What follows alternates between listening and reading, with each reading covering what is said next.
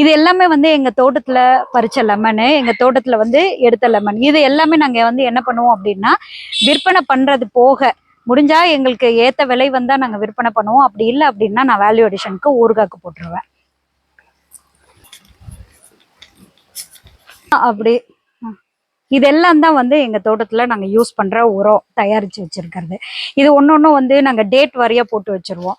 Fish amino என்னைக்கு ready பண்ணது, எப்ப ரெடி ஆகும், அடுத்து இது வந்து பஞ்சகாவியா, அடுத்து வந்து ஒன்னொன்னு மீன் அமிலம், அடுத்து ஐந்திலை கரைசல்னு எல்லாமே தேவையானது எல்லாமே இடுபொருள் வந்து எப்பவுமே தயார் நிலையில இருக்கும். எப்பவுமே தயார் நிலையில நம்ம வச்சுட்டு அதுக்கப்புறமா தான் விவசாயம் பண்ணவே ஆரம்பிக்கணும். எப்பவுமே விவசாயம் பண்ணிட்டு அதுக்கப்புறம் தயாரிக்கிறோம் அப்படின்னா அது நடக்காது. இயற்கை விவசாயத்தை பொறுத்த வரைக்கும் நம்ம வந்து எப்போதுமே என்ன பண்ணணும் அப்படின்னா, ஃபர்ஸ்ட் வந்து இடுபொருள் தயாரிப்பு அப்படிங்கிறது தான் ரொம்ப முக்கியமான பங்கா இருக்கும். அதை நம்ம கரெக்டா ஃபாலோ பண்ணணும்.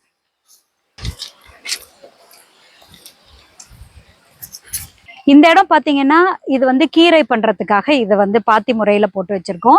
இந்த முறைக்கு பேர் என்ன அப்படின்னா இருமடி பாத்தி. இருமடி பாத்தினா டபுள் ரைஸ்டு பெட். இந்த டபுள் ரைஸ்டு பெட் எதுக்காக பண்றோம் அப்படின்னா, நான் வந்து நிறைய தடவை கீரை போட்டு போட்டு ரொம்ப ஃபெயிலியர் ஆயிடுச்சு எனக்கு. என்ன பிரச்சனை அப்படின்னா, நான் கீரை போட்டு போவேன், விதை போட்டு போன அடுத்த செகண்ட் வந்து இல்லை அன்னைக்கே வந்து என்ன வரும், மழை வந்துடும். மழை வந்து அந்த கீரை விதையெல்லாம் ஓடி போய் முளைக்கவே முளைக்காது. ஸோ இந்த ப்ராப்ளம் இருந்துட்டே இருக்கும் போது தான் நான் வந்து இந்த ரைஸ்டு பெட், இந்த ரைஸ்டு பெட்ல போடும்போது இந்த கீரை விதை வந்து மேலே போட்டிருப்போம். மேலே போட்டிருக்கும் போது எப்படியா இருந்தாலும் அது படிஞ்சு கீழே தான் இருக்கும். இதுலக்குள்ள முளைச்சிரும் எப்படியுமே.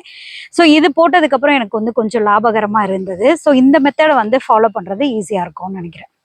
அப்படின்னா வெண்டிக்காக போட்டு வச்சிருக்க பாரு. இதுல வந்து நாங்க வந்து எப்போதுமே என்ன பண்ணுவோம் அப்படின்னா, காய்கறிகள் வந்து ஊடு பயிராவே நாங்க மெயின்டைன் பண்ணிட்டு இருப்போம். எங்கள்கிட்ட வந்து மா, பலா, சப்போட்டா, வாழை, தென்னை இதெல்லாம் வந்து மேஜர் கிராப்ஸ்.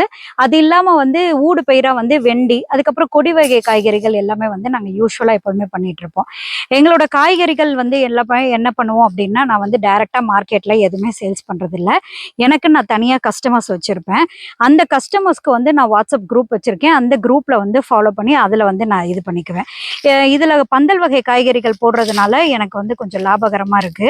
அதை நான் வந்து மெயின்டைன் பண்ணிட்டு இருக்கேன். இன்னொரு ஒரு முக்கியமான ஸ்ட்ராட்டஜி என்ன அப்படின்னா, நான் என்ன ஃபாலோ பண்ணிட்டு இருக்கேன் அப்படின்னா, எங்க காய்கறிகள் எல்லாமே எல்லா நாளும் எல்லா கிழமையும் ஒரே விலை தான். தட் இஸ் கிலோ 40 ரூபா. இது வந்து எல்லா விவசாயியும் ஃபாலோ பண்ணா நல்லா இருக்கும் அப்படிங்கிறது என்னோட கருத்து. இது எல்லா காய்கறியும் எல்லா நாளுமே கிலோ 40 ரூபா. ஸோ அந்த 40 ரூபா நீங்க மெயின்டைன் பண்ணும்போது என்ன ஆகும் அப்படின்னா, விலை ஏற்ற இறக்கம் ஃபிளக்சுவேஷன்ஸ் இருந்தாலும் மார்க்கெட்ல நாங்க அதெல்லாம் எதுவுமே ஃபாலோ பண்ண மாட்டோம். நாங்க ஃபாலோ பண்றது எங்களோட தோட்டத்துக்கு எந்த காய்கறி எப்ப நீங்க யார் வந்து வாங்கினாலுமே கிலோ 40 ரூபாய்க்கு கிடைக்கும். ஸோ இந்த மெத்தடை வந்து எல்லா விவசாயிகளும் ஃபாலோ பண்ணும்போது அவங்களுக்கு வந்து நட்டம் வரதுக்கு சான்ஸ் கிடையாது. ஏன்னா பாதி நாள் காய்கறிகள் எல்லாமே கிலோ 10 ரூபா, 15 ரூபா, 5 ரூபாய்க்கெல்லாம் கூட எடுத்துட்டு போற கஷ்ட காலங்கள்லாம் விவசாயிகளுக்கு நிறைய இருக்கு. ஸோ அந்த மாதிரி வராம இருக்க நம்மளுக்கு வந்து நிரந்தர வருமானம் வரணும். அதுக்காக வந்து இந்த ஃபிக்ஸட் ப்ரைஸ், அக்ரிகல்ச்சர் ஃபிக்ஸட் ப்ரைஸ்ன்னு ஒன்று நானா நிர்ணயம் பண்ணிட்டு அந்த ரேட்டை வந்து நான் ஃபிக்ஸ் பண்ணிட்டு இருக்கேன். ஸோ எங்க நிஷா ஆர்கானிக் ஃபார்ம்ல எல்லா காய்கறியும் எல்லா நாளும் கிலோ 40 ரூபா. உள்ள என்ன இருக்கு? இதுதான் சோலார் ட்ரையர். இந்த சோலார் ட்ரையர் பார்த்தீங்கன்னா என்னுடைய நீண்ட நாள் கனவு. இதை போடணும்னு சொல்லிட்டு ரொம்ப நாள் நான் ட்ரை பண்ணிட்டு இருந்தேன். ஆக்சுவலாக இது வந்து கவர்மெண்ட் ஹெல்ப்போட தான் நான் இதை வந்து பண்ணியிருக்கேன். அக்ரி இன்ஜினியரிங் டிபார்ட்மெண்ட்ல இது எனக்கு உதவி பண்ணியிருந்தாங்க. அவங்க மானிய தொகை போக எங்களோட கேஷும் சொல்லி பே பண்ணிட்டு இதில் வந்து ரொம்ப யூஸ்ஃபுல்லாக இருக்கு. இதில் பார்த்தீங்க அப்படின்னா நான் இதில் தான் செம்பருத்தி பூவெல்லாம் காய வைக்கிறது. வேல்யூ அடிஷன் பண்ணுறதுக்கு இது ரொம்ப முக்கியமாக இருக்குது. இதை செம்பருத்தி பூ ட்ரை பண்ணி டெய்லி பூக்கிற பூவை ட்ரை பண்ணி காய வச்சு அரைக்கிறது. இது வந்து அந்த வத்தல் போட்டு வச்சுருக்கிறது, இதுவும் சேல்ஸுக்கு தான். அடுத்து எங்ககிட்ட இருக்கிற அந்த பச்சை மிளகாய் அதையும் காய வச்சு இது வந்து வத்தலுக்கு வச்சுருக்கோம். நெக்ஸ்ட்டு பார்த்தீங்கன்னா இது வந்து எலுமிச்சங்காயை உப்பில் போட்டு ஊற வச்சுருக்கோம். நெக்ஸ்ட் இதையும் வந்து ஊறுகாய் போட்டு தாளிக்கிறதுக்கு. ஸோ இந்த மாதிரி எந்த ஒரு பொருளும் வீணாகாமல் நம்ம எல்லாத்தையும் மதிப்பு கூட்டல் பண்ணும்போது ஒரு விவசாயி சக்ஸஸ்ஃபுல்லாக வரலாம். இது எல்லாமே வந்து துளசி செடி தானா முளைச்சி வந்தது. இது தானா முளைச்சி வந்ததை வந்து இதை நான் மதிப்பு கூட்டல் பண்ணலாங்கிறது நெக்ஸ்ட் என்னோட ஐடியா. இதை வந்து காய வச்சு பவுடர் பண்ணி இதை வந்து துளசி டீன்னு போட்டு துளசி டீ பேக்ல போட்டு இதை வந்து ரெடி பண்ணலான்னு வச்சிருக்கேன். அதே மாதிரி இது வந்து கொய்யால வந்து பழமாவும் எடுத்துக்கலாம். இந்த கொய்யா இலையும் நிறைய மருத்துவ குணம் அடைஞ்சது. இந்த மருத்துவ குணம் உள்ள இந்த கொய்யா இலையை வந்து நம்ம டீ போட்டு குடிக்கிறதுனால உடம்புல இருக்க கொலஸ்ட்ரால், பல்லு வலி அந்த மாதிரி சம்மந்தப்பட்ட பிரச்சனைகள், டயபெட்டிக்கு இது ரொம்ப நல்லது. ஸோ நெக்ஸ்ட்டு வந்து இதுவும் ஒரு பிளான் இருக்குது, இதையும் பண்ணலாம் அப்படிங்கிற ஒரு ஐடியா இருக்குது. இது எல்லாமே எங்கள் தோட்டத்தில் இருக்க லெமன் ட்ரீஸு. இந்த லெமன் ட்ரீஸ்லேருந்து தான் எங்களுக்கு நிறைய வகையான லெமன் வரும். இது ஆக்சுவலாகவே வந்து ஹார்டிகல்ச்சர் டிபார்ட்மெண்ட்லேருந்து கவர்மெண்ட்டில் வந்து கொடுத்த செடிகள் தான். ஒரு கிட்டத்தட்ட ஒரு 5 வருட காலத்துக்கு முன்னாடி வச்சது. இப்போ எல்லாமே காய்ப்புக்கு வந்துருச்சு. எல்லாமே வந்து விவசாயத்தை பொறுத்த வரைக்கும் வச்ச உடனே பணம் சம்பாதிக்கணும் அப்படிங்கிறது எந்த நோக்கத்துலையும் நம்ம வந்து இது இறங்க முடியாது. Agriculture is not a business. விவசாயம் வந்து வியாபாரம் கிடையாது. இது மட்டும்தான் மெயின் மோட்டிவாக இருக்கணும். வியாபாரம் நோக்கத்தோட காசு போட்டோம் எடுக்கணும் எடுக்கணும் அப்படின்னு நினச்சா கண்டிப்பாக இதில் பண்ண முடியாது. இதில் கொஞ்சம் வெயிட் பண்ணணும்.